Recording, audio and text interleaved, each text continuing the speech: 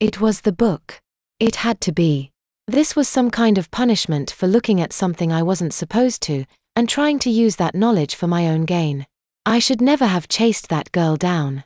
She was probably a guardian angel or some weird thing like that. Or, even if it wasn't the book's fault, it had to have the answer as to what actually did do it. Right.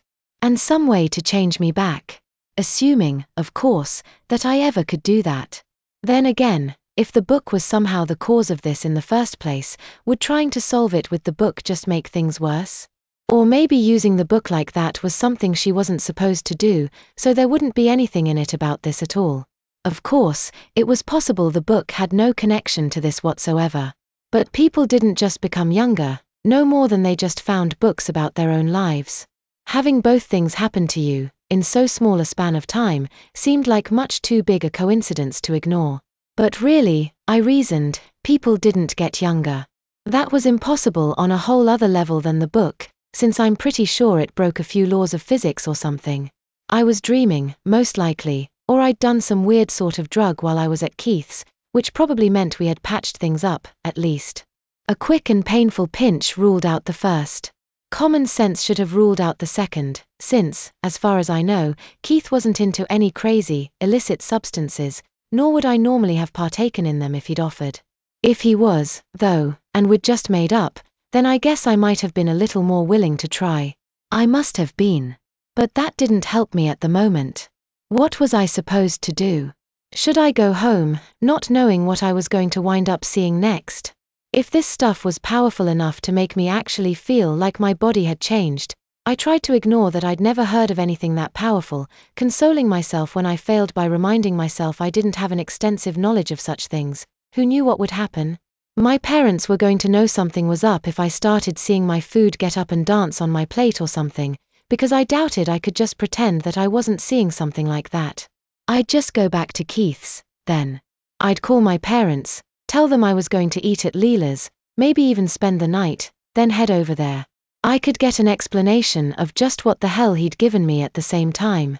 It was as good a plan as I was going to come up with, so I reached into my pocket for my phone. But what I found there wasn't my phone. Sure, it was a phone, and it probably worked, but it was much clunkier, and cheaper looking. My real phone was probably made mostly of plastic, too, but it wasn't nearly as obvious as it was on this one. I flipped it open, and was greeted by a couple frames of an animated sun smiling and waving at me. My stomach began to tighten up into a knot. I'm going crazy, I mumbled out loud. Maybe I should have Keith come get me instead of trying to make it to his house. If he wasn't fried, too. His number wasn't listed in my contact list, though, nor were the vast majority of my friends' numbers. Home was right on top of the list, with my parents' cells under that. My grandparents were in there, too, but other than that, the only other number was Leela's. I tried to remember Keith's number, but all I could come up with was the area code and the first 4 numbers, which didn't do me a lot of good. I looked through the phone numbers again, and finally I bit the bullet and pressed dial. It took you long enough. Leela answered her phone, sounding a little annoyed. I was wondering how many times I was going to have to call and apologize to your voicemail. Leela, you have to come and get me. I blurted out, surprised to find myself sniffling. I don't know what happened, but I'm freaking out. Calm down, she ordered, going into the voice she used when she was babysitting. Any other time, I'd have found it annoying, but it actually was a little soothing. Where are you? I glanced up and down the street, trying to figure out the answer. I think this is Oak Street. I'll borrow my mom's car, she said. I'll be there in a minute. Thank you, I sighed in relief. Thank you so much. No problem, she assured me. See you in. Oh, I interrupted. Can you call my parents and tell them I'm eating at your house tonight? She paused for a moment before answering. Are you? Yes. Then I guess I can. Just sit tight.